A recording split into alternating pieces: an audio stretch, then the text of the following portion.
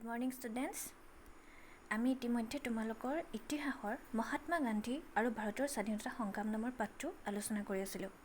এই পাঠটোত আমি কি পঢ়িলোঁ যে মহাত্মা গান্ধী কেনেদৰে ভাৰতবৰ্ষলৈ আহিছিলে, ভাৰতবৰ্ষত আহি তেওঁ কেনেকৈ অহিংসাৰ জৰিয়তে স্বাধীনতাৰ সংগ্ৰাম আৰম্ভ কৰিছিলে, তেওঁ প্ৰথমতে কোন তিনিটা আন্দোলনৰ বিশেষকৈ জড়িত হৈ পৰিছিলে আৰু কেনেকৈ তাৰ পাছত ভাৰতীয় জনসাধাৰণক সজাগ কৰি তেওঁ আন্দোলনটো আৰম্ভ কৰি আগবঢ়াই লৈ গৈছিলে তাৰ বিষয়ে আমি পঢ়িলোঁ।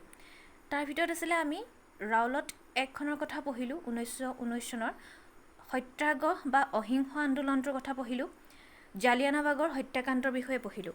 ঠিক আছে, আৰু আজি আমি পঢ়িম খিলাফত আন্দোলন। তোমালোকক মই কৈছিলোঁ যে তোমালোকে ক্ৰনলজিকেলি ইনচিডেণ্টখিনি মনত ৰাখি যাবা।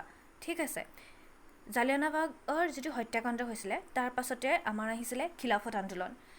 এতিয়া খিলাফত আন্দোলনটো কি হয় তাৰ বিষয়ে আমি জানিম। ঠিক আছে, মুছলমানসকলে তুৰস্কৰ যিজন সম্ৰাট আছিলে তাক তেওঁলোকে কি বুলি কৈছিলে, সম্ৰাটজনক খলিফা বুলি কৈছিলে। ঠিক আছে, আৰু তেওঁক আধ্যাত্মিক গুৰু হিচাপে গণ্য কৰিছিলে।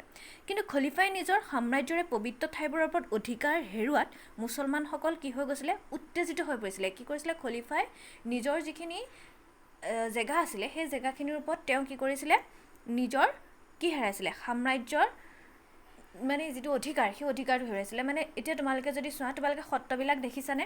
আমাৰ যে সত্ৰবোৰ, সত্ৰৰ নাম শুনিছা ন, নেদেখিলেওতো সকলোৱে সত্ৰ বুলি শুনিছা। সত্ৰত এজন কি থাকে, সত্ৰাধিকাৰ থাকে, হয়নে নহয়? ঠিক তেনেকৈ মুছলমানবিলাকৰো তেনেকৈ কি আছিলে, সেইটো সময়ত তুস্কৰত পবিত্ৰ ঠাইবিলাকত এজন আছিলে, সেইজনৰ নাম এজনেই আছিলে, তেখেত কোন আছিলে, খলিফা আছিলে। আৰু তেওঁ কি কৰিছিলে, নিজৰ যিখিনি পবিত্ৰ ঠাই আছিলে সেই ঠাইখিনিৰ ওপৰত তেওঁ কি হৈ পৰিছিলে, অধিকাৰখিনি হেৰুৱাই পেলাইছিলে। আৰু তাৰ কাৰণে যিখিনি মুছলিমছ আছিলে, মুছলিমছখিনি বহুত উত্তেজিত হৈ পৰিছিলে। ভাৰতীয় মুছলমানসকলে খলিফাৰ দুৰ্ভাগ্যত শংকিত হৈ পৰিছিল আৰু মৌলানা চৌকত আলী আৰু মহম্মদ আলীৰ নেতৃত্বত এখন খিলাফত সমিতি গঠন কৰিছিল। এতিয়া তোমালোকে এই ফটোখন চোৱা, এই ফটোখনত মহাত্মা গান্ধীৰ নহয়, তাৰ বিপৰীত ছাইডে দুজন মানুহ দেখিছানে? সেই দুজন হৈছে মৌলানা চৌকত আলী আৰু মহম্মদ আলী। তেওঁলোক দুজনৰ নেতৃত্বতে যিখন খিলাফত সমিতি, সেই খিলাফত সমিতিখন গঠন হৈছিলে। তাৰপিছতে গান্ধীজীয়ে ৰাষ্ট্ৰৰ স্বাৰ্থত ভাৰতীয় হিন্দু আৰু মুছলমানক ঐক্যবদ্ধ কৰিবলৈ ইয়াৰ এটা সুযোগ পাইছিলে মানে। আৰু তেওঁ কি কৰিছিলে যে খিলাফত আন্দোলনলৈ মুকলি সমৰ্থন আগবঢ়াইছিলে। সেইটো সময়ত কি হৈছিলে যে অকল যিখিনি হিন্দু আছিলে, হিন্দুখিনি বেছিকৈ মানে জড়িত হৈ আছিলে ন, যে কিহৰ ক্ষেত্ৰত, যে স্বাধীনতাৰ ক্ষেত্ৰত, স্বাধীনতা আন্দোলনৰ ক্ষেত্ৰত। কিন্তু মুছলিমছখিনি খিলাফতত দেখিলে যে তেওঁলোকে ইমান বেছি কোৱা নাছিলে যে আমাক স্বাধীনতা লাগে বা আমি ব্ৰিটিছৰ এগেইনষ্টত যাম, মুছলিমখিনিয়ে এনেকুৱা কোনো কথা কোৱা নাছিলে। কিন্তু সেইটো সময়ত কি হৈছে, খিলাফতত যিটো কেছ হ'ল, খলিফা যিজন আছিলে তেওঁৰ পৰা অধিকাৰখিনি লৈ গৈছিলে, আৰু তেতিয়া মুছলিমছখিনিয়ে ভাবিলে যে ব্ৰিটিছখিনিয়ে আমাৰ ওপৰতোচোন এনেকুৱা কৰিছে, গতিকে তেওঁলোকে ব্ৰিটিছখিনিৰ এগেইনষ্টত কি কৰিছিলে, এখন কমিটি গঠন কৰিছিলে। আৰু তেতিয়া খিলাফত আন্দোলনটো ষ্টাৰ্ট কৰিছিলে। আৰু সেই খিলাফত আন্দোলনটোলৈ মহাত্মা গান্ধীয়ে সঁহাৰি আগবঢ়াইছিলে। তেওঁ ভাবিলে যে আমি যদি অকল হিন্দুখিনিয়ে যুঁজি থাকোঁ তেনেকৈ নহ'ব, আমি হিন্দু মুছলমান দুইখিনি আছোঁ আমি ন, গতিকে আমি যদি একেলগ হৈ যুঁজোঁ তেতিয়াহ'লে আমাৰ আন্দোলনটো ষ্ট্ৰং হ'ব। ঠিক আছে, তেওঁ খিলাফত সমিতিৰ অসহযোগ আন্দোলনৰ জৰিয়তে নিজৰ দাবী উত্থাপন কৰি চৰকাৰক দাবীসমূহ মানি ল'বলৈ বাধ্য কৰিব পাৰে বুলি তেওঁ পতিয়ন নিয়াইছিলে। ঠিক আছে, এইটো গ'ল, খিলাফত আন্দোলন গ'ল। তাৰ পাছতে আহিলে যে কি, এতিয়া আমাৰ হিন্দু মুছলিমখিনি একেলগ হৈ পেলাই কি হৈছিলে, অসহযোগ আন্দোলন আহিলে। ছেকেণ্ডতে আহিলে অসহযোগ আন্দোলন। আৰু এই যে অসহযোগ আন্দোলন, নন কৰ্প'ৰেশ্যন মুভমেণ্ট, এইটো আমি সকলোৱে ভালকৈ জানো। ঠিক আছে, আৰু এইটো কিমান চনৰ পৰা আৰম্ভ হৈছিলে, 1920 চনৰ পৰা 1922 চনলৈ আৰম্ভ হৈছিলে। ভাৰতীয় ইতিহাসৰ সংগ্ৰামত এইটো এটা চবতকৈ গুৰুত্বপূৰ্ণ অধ্যায় দেই। ভাৰতীয় জাতীয় কংগ্ৰেছৰ নেতৃত্বত এই আন্দোলনটো গঠন হৈছিলে কেতিয়া, 1920 চনৰ পৰা 1922 চনলৈ চলিছিলে দেই। গান্ধীৰ সবল নেতৃত্বত এই আন্দোলনে অহিংস পথেৰে ব্ৰিটিছ শাসনৰ পৰা ভাৰতক কি কৰে, মুক্ত কৰিবলৈ দৃঢ় প্ৰতিজ্ঞ হৈছিলে। এইটো মহাত্মা গান্ধীৰ নেতৃত্বত অহিংসভাৱে গৈছিলে। অসহযোগ আন্দোলন নামটোৰ পৰাই তোমালোকে কথা এটা বুজি পাইছানে? অসহযোগ মানে আমি সহযোগ নকৰোঁ, মানে ইংৰাজ চৰকাৰক আমি সহযোগ নকৰোঁ, সেইটোৰ ওপৰত ভিত্তি কৰি এই আন্দোলন গঢ়ি উঠিছিলে। আন্দোলনকাৰীসকলে ব্ৰিটিছৰ সামগ্ৰী কিনিবলৈ অমান্তি হৈছিলে আৰু তেওঁলোকে কি কৰিছিলে, নিজৰ যি উৎপাদিত সামগ্ৰী, আমাৰ ভাৰতবৰ্ষত কুটিৰ শিল্পটো তেতিয়া কি হৈছিলে, ডেভেলপ হৈছিলে, যে আমি নিজৰ উৎপাদিত সামগ্ৰীসমূহ ব্যৱহাৰ কৰিছিলোঁ আৰু কি কৈছে, থলুৱা কুটিৰ শিল্পসমূহ ব্যৱহাৰ কৰিছিলে আৰু ব্ৰিটিছৰ যিখিনি সামগ্ৰী আছিলে সেই সামগ্ৰীসমূহ বৰ্জন কৰিছিলে। ঠিক আছে। তেওঁলোকে সুৰাৰ বিপণীসমূহো বন্ধ কৰিছিল। ঠিক আছে। এই আন্দোলনৰ মুখ্য লক্ষ্য আছিল ভাৰতবৰ্ষৰ মৰ্যাদা আৰু যি অখণ্ডতা সেইটো শান্তিপূৰ্ণভাৱে অটুট ৰখা। হাজাৰ হাজাৰ সাধাৰণ মানুহৰ এই উদ্দেশ্যৰে আন্দোলনত নামিছিল। ঠিক আছে। অসহযোগ আন্দোলনৰ কিন্তু কেইটামান ইম্পৰ্টেণ্ট কাৰণ আছিলে। ঠিক আছে। এই ইম্পৰ্টেণ্ট কাৰণকেইটা কি আছিলে চোৱা, যে প্ৰথম বিশ্বযুদ্ধত ভাৰতীয়সকলৰ অসন্তুষ্টি, মানে প্ৰথম যেতিয়া বিশ্বযুদ্ধ হৈছিলে, যে আমি ইয়াৰ আগত পাই আহিছিলোঁ, এই পাঠটোতে আমি যোৱাটো ক্লাছত পঢ়িছিলোঁ যে প্ৰথম যেতিয়া বিশ্বযুদ্ধ হৈছিলে তেতিয়া ব্ৰিটিছসকলে আমাৰ ভাৰতীয়সকলৰ সহায় বিচাৰিছিলে, আৰু ব্ৰিটিছসকলক ভাৰতীয়সকলে সহায় কৰিছিলে এটা কথা ভাবি যে তেওঁলোকে আমাক সহায় কৰিব, তেওঁলোকে আগৰ দৰে আমাক শোষণ নিষ্পেষণ নকৰিব, বন্ধ কৰিব, অত্যাচাৰ বন্ধ কৰিব, আমাক স্বৰাজ দিব। কিন্তু কি হ'ল যে তেওঁলোকে তেনেকুৱা একো কৰা নাছিলে, তাৰ বিপৰীত ছবি এটা দেখিছিলে। তেওঁলোকক সহায় কৰিও তেওঁলোকে কিন্তু অসন্তুষ্টি লাভ কৰিছিলে ভাৰতীয়সকলে, কিয়নো ইয়াৰ ফলত কি হৈছিলে যে ভাৰতীয় যি অৰ্থনীতি আৰু ইয়াৰ মানৱ সম্পদত কি কৈছিলে বিৰূপ প্ৰভাৱ পেলালে, অৰ্থনীতিৰ অৱস্থাটো বহুত বেয়া হৈ গৈছিলে। ঠিক আছে।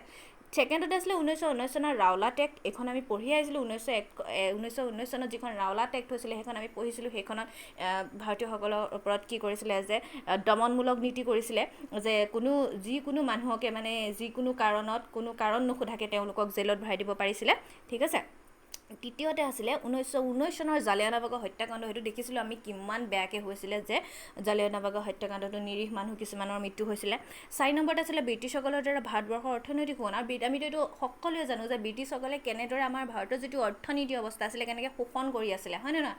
আমাৰ ভাৰতবৰ্ষত উৎপাদিত যিখিনি কেঁচা সামগ্ৰী আছিলে সেইখিনি তেওঁলোকে কেনেধৰণে শোষণ কৰি আছিলে আমি সকলোৱে ভালকৈ জানো। সেইটো আছিলে 4 নম্বৰ কাৰণ। 5 নম্বৰ কাৰণটো আছিলে যে ভাৰতীয় মুছলমানসকলৰ দ্বাৰা আৰৱ সাম্ৰাজ্যৰ সুৰক্ষাৰ বাবে আৰম্ভ হোৱা যিটো খিলাফত আন্দোলন, এইটো আমি অলৰেডি অকণমান দেৰি আগত পঢ়ি আছোঁ যে খিলাফত আন্দোলন। গতিকে এইকেইটা হৈছে যে অসহযোগ আন্দোলনৰ মুখ্য কাৰণ। ইয়াৰ উপৰিও বহুতো কাৰণ আছে, কিন্তু এইকেইটা হৈছে ইম্পৰ্টেণ্ট আৰু মুখ্য। ঠিক আছে। এতিয়া কি হৈছে যে ভাৰতীয় নেতাসকলে এইটো বুজি উঠিছিল যে সাংবিধানিক সংশোধনৰ দ্বাৰা ভাৰতীয়সকলক ন্যায্য প্ৰদান কৰাটো পৰ্যাপ্ত নাছিল, যে তেওঁলোকক ভাৰতবৰ্ষৰ সংবিধানৰ দ্বাৰা সংবিধানখন সংশোধন কৰি পেলাই তেওঁলোকক অকল ন্যায্য প্ৰাপ্ত দিলে নহ'ব। তেওঁলোকক কি লাগে, যে তেওঁলোকক স্বাধীনতা লাগে। ঠিক আছে। এইকাৰণে তেওঁলোকে 1 আগষ্ট 1920 চনত কলিকতাৰ বহা ভাৰতীয় জাতীয় কংগ্ৰেছৰ এখন বিশেষ সভাত গান্ধীৰ নেতৃত্বত অসহযোগ আন্দোলনটো আৰম্ভ কৰিবলৈ তেওঁলোকে কি কৰিছিলে, সিদ্ধান্ত লৈছিলে। কোনখন সভাত, ক'ত বহিছিলে এখন সভা? কলিকতাত বহিছিলে। 1920 চনত বহিছিলে। তোমালোকে আণ্ডাৰলাইন কৰি ল'বা, কংগ্ৰেছৰ এখন বিশেষ অধিৱেশনত। ঠিক আছে। আৰু অসহযোগ আন্দোলনটোৱে আমাৰ যিখিনি ভাৰতবৰ্ষৰ মানুহক, সেই ভাৰতবৰ্ষৰ মানুহখিনি হিন্দু মুছলিম জাতি জনজাতি চব ভাৱে কি কৰিছিলে, তেওঁলোকক একগোট কৰি পেলাইছিলে। সকলোৱে ইয়াৰ বিৰুদ্ধে যুঁজিছিলে। ঠিক আছে। ছাত্ৰ ছাত্ৰীসকলে নিজৰ বিদ্যালয় ত্যাগ কৰিছিলে, শিক্ষা ত্যাগ কৰিছিলে, বহুত কাম হৈছিলে এইখিনিত। তোমালোকে এইখিনি ভালকৈ পঢ়ি ল'বা যে এইখিনিত কি কৰিছিলে, অসহযোগ আন্দোলনত কি হৈছিলে। ঠিক আছে। তাৰ ভিতৰতে কেইটামান নিগেটিভ কেইটামানো কাম হৈছিলে, যে বিধানমণ্ডল, আদালত, চৰকাৰী শিক্ষানুষ্ঠান এইবিলাক তেওঁলোকে ত্যাগ কৰি দিছিলে। সেইটো অলপ বেয়া হৈছিলে, শিক্ষানুষ্ঠান ত্যাগ কৰাটো। কিছুমান ইতিবাচক কামো হৈছিলে ইয়াৰ জৰিয়তে। আমাৰ যিটো কুটীৰ শিল্প, থলুৱা শিল্প, সেইটো মানে কি হৈছিলে যে লাভ হৈছিলে, সেইটো আগবাঢ়িছিলে। ঠিক আছিলে, ডেভেলপ হৈছিলে। তাৰপাছতে কি হ'ল যে এই অসহযোগ আন্দোলনটো চলিব নাপালে, মানে ইমান বেছিকৈ, যে 2 বছৰ চলিলে আৰু। কিন্তু এটা সময়ত কি হ'ল, এটা ইনচিডেণ্টৰ কাৰণেই, অকল এটা ইনচিডেণ্টৰ কাৰণে আমাৰ অসহযোগ আন্দোলনটো বন্ধ হৈ গৈছিলে। সেই ইনচিডেণ্টটো কি আছিলে, যে সেইটো আছিলে চৌৰি চৌৰা ইনচিডেণ্ট। ইয়াত কি হৈছিলে যে 1922 চনৰ 5 ফেব্ৰুৱাৰী তাৰিখে উত্তৰ প্ৰদেশৰ গোৰখপুৰ জিলাৰ চৌৰি চৌৰাত স্থানীয় পুলিচ আৰু প্ৰতিবাদকাৰীৰ মাজত কি হৈছিলে, এটা হিংসাত্মক ঘটনা সংঘটিত হৈছিলে। এই সংঘৰ্ষত 3জন প্ৰতিবাদকাৰী পুলিচৰ গুলিত নিহত হৈছিলে দেই। তেতিয়া কি কৈছিলে যে এইটো যিটো হিংসাত্মক ঘটনা সংঘটিত হৈছিলে, তেতিয়া কি হৈছিলে, 3জন প্ৰতিবাদকাৰীক পুলিচে গুলিয়াই দিছিলে। আৰু প্ৰতিবাদকাৰী 3জনক গুলিয়াই দিয়াৰ লগে লগে আৰু বাকী যিখিনি তেওঁলোকৰ লগৰ প্ৰতিবাদকাৰী আছিলে, তেওঁলোক কি হৈছিলে, তেওঁলোক উন্মুক্ত হৈ গৈছিলে দেই। আৰু তেওঁলোক মানে উত্তেজিত হৈ কি কৈছিলে, তেওঁলোকে পুলিচৰ থানাত অগ্নিসংযোগ কৰি দিছিলে। আৰু যাৰ ফলস্বৰূপে কি হৈছিলে, 22জন পুলিচৰ মৃত্যু হৈছিলে। ঠিক আছে। আৰু এই কথাটোতে মহাত্মা গান্ধীয়ে বহুত দুখ পাইছিলে। কাৰণ কেলৈ দুখ পাইছিলে কাৰণ স্বাধীনতা সংগ্ৰাম আৰম্ভ কৰিছিলে যুদ্ধখন, কিন্তু তেওঁ কেনেকৈ কৰিছিলে, অহিংসভাৱে কৰিছিলে, হয়নে নহয়। তেওঁ ভাবিছিলে আমি কাকো হানি বিঘিনি নোহোৱাকৈ আমি স্বাধীনতাটো ল'ম। কিন্তু কি হৈ গ'ল যে এই প্ৰতিবাদকাৰীসকল পটককৈ উত্তেজিত হৈ গৈ তেওঁলোকে কি কৰিলে, জুই লগাই দিলে। আৰু জুই লগোৱাৰ কাৰণে থানাখনত 22জন পুলিচৰ মৃত্যু হ'ল। আৰু সেইটো কথাত মহাত্মা গান্ধী বহুত মৰ্মাহত হৈ গৈছিলে। সেইটো সময়ত মৰ্মাহত হৈ তেওঁ কি কৰিছিলে, 3 দিন অনশনত বহিছিলে। ঠিক আছে। এইখন তেওঁ অনশনত বহা ফটো। 3 দিন তেওঁ একেৰাহে অনশনত বহিছিলে যদিও 1922 চনৰ 10 মাৰ্চত কি কৰিছিলে মহাত্মা গান্ধীক পুলিচে আটক কৰিছিলে আৰু তেওঁ কি কৰিছিলে যে বিদ্ৰোহক উদগনি জগোৱাৰ অপৰাধত তেওঁক 6 বছৰ কি কৰিছিলে কাৰাদণ্ড দিছিলে ঠিক আছে কিন্তু যদিও মহাত্মা গান্ধীক কাৰাদণ্ড দিয়া হৈছিলে 6 বছৰ সেই কিন্তু বহুত কি হৈ গৈছিলে যে মহাত্মা গান্ধীয়ে কি কৰিছিলে নিজৰ যিটো অহিংস নীতি সেই অহিংস নীতিটোত অটল আছিলে তেওঁ সবকে প্ৰতিবাদকাৰীসকলক কৈছিলে যাতে হিংসাত্মক কোনো ধৰণৰ ঘটনা নকৰে ঠিক আছে এটা তেওঁ যে জেলত সোমালে সেই কথাটোৱে কিন্তু এই আন্দোলনটোক বেছিকৈ ষ্ট্ৰং কৰিলে ঠিক আছে তাৰ পাছতে আহিলে আমাৰ ইম্পৰ্টেণ্ট পইণ্টটো আহিলে তাৰ পাছৰটো যে চাইমন কমিশ্যন 1919 চনত ভাৰত চৰকাৰ আইন প্ৰণয়ন হোৱা 10 বছৰ পিছত আইনখনৰ যিটো কাৰ্যকৰিতাৰ বিষয়ে অনুসন্ধান কৰিবলৈ চৰকাৰে এখন আয়োগ গঠন কৰিছিলে 1919 চনত এখন আইন গঠন হৈছিলে সেইটো আমি পঢ়িছিলোঁ দেই আৰু এখন আয়োগ আৰু কি কৈছিলে যে এই আইনখনৰ যিখিনি কাৰ্যকাৰিতা আছিলে সেইখিনি ভালদৰে হৈছে নাই সেইখিনি চাবলৈ চোৱা চিতা কৰিবলৈ চৰকাৰে কি কৰিছিলে এখন আয়োগ গঠন কৰিছিলে আৰু সেই মৰ্মে 1928 চনৰ ছাৰ জন চাইমনৰ নেতৃত্বত এখন 7জনীয়া আয়োগে ভাৰতত পদাৰ্পণ কৰে ঠিক আছে 7জনৰ এখন আয়োগ গঠন কৰি 1928 চনত ভাৰতবৰ্ষলৈ পঠিয়াই দিছিলে আৰু সেই আয়োগখনৰ নেতৃত্ব কোনে দিছিলে যে ছাৰ জন চাইমনে সেই আয়োগখনৰ নেতৃত্ব দিছিলে দেই কিন্তু উক্ত আয়োগত এজনো ভাৰতীয় সদস্য নাছিলে যাৰ প্ৰতিবাদত কংগ্ৰেছে আয়োগখন বঞ্চন কৰিছিলে 7জনকে মানুহ পঠাইছিলে আয়োগখনত কিন্তু তাৰ ভিতৰত এজনো কোন নাছিলে এজনো ভাৰতীয় সদস্য নাছিলে 7জনৰ ভিতৰত তেতিয়া কি কৰিছিলে তেওঁলোকে এটা শ্লোগান আৰম্ভ কৰিছিলে আৰু সেই শ্লোগানটো আছিলে যে চাইমন ঘূৰি যোৱা মানে চাইমন গো বেক তোমালোকে ফটোখন চোৱা চাইমন গো বেক বুলি তেওঁলোকে এটা শ্লোগান কৰিছিলে ঠিক আছে লাহোৰত লালা লাজপত আৰু ইয়াত তেতিয়াই কি হৈছিলে যে লাহোৰত লালা লাজপত ৰায় নেতৃত্বত হোৱা এটা চাইমন বিৰোধী সমদলৰ ওপৰত পুলিচে কি কৰিছিলে নিৰ্দয়ভাৱে লাঠিচালনা কৰিছিলে আমি 3জন নেতাৰ কথা পঢ়িছিলোঁ ন সেইটো সময়ত কোন আছিলে লাল বাল পাল আৰু সেইটো তাৰে এজন হৈছে লালা লাজপত ৰায় দেই তেওঁ আছিলে লাহোৰৰ আৰু তেওঁ কি কৰিছিলে যে সেই আন্দোলনটোত জড়িত হৈছিলে চাইমন বিৰোধী আন্দোলনত জড়িত হৈছিলে আৰু চাইমন গো বেক ধ্বনি দিছিলে কিন্তু তেনেকুৱাতে কি হ'ল যে তেওঁক পুলিচে নিৰ্দয়ভাৱে লাঠিচালনা কৰাৰ ফলত তেওঁ মাথাত পৰে লাঠিৰ কোপ আৰু মাথাত পৰি ইমানেই বেছিকৈ তেওঁ আঘাতপ্ৰাপ্ত হয় যে তেওঁ লাষ্টত মৃত্যু হয় ঠিক আছে এইটো চাইমন কমিশ্যনৰ ইনচিডেণ্ট আছিলে দেন তাৰপিছত আহিলে ফাৰ্ষ্ট পূৰ্ণ স্বৰাজ দেই পূৰ্ণ স্বৰাজৰ দাবী কৰিছিলে পূৰ্ণ স্বৰাজ মানে কি বুজি পাইছেনে স্বৰাজ মানে নিজে স্বাধীন কৰা স্বৰাজ নিজে স্বাধীন কৰা আৰু পূৰ্ণ স্বৰাজৰ কথা আহিছে ইয়াত যে 1929 চনত লাহোৰত জৱাহৰলাল নেহৰুৰ সভাপতিত্বত বহা কংগ্ৰেছৰ অধিৱেশনত ভাৰতীয়সকলৰ মূল আকাংক্ষা হিচাপে পূৰ্ণ স্বৰাজৰ দাবী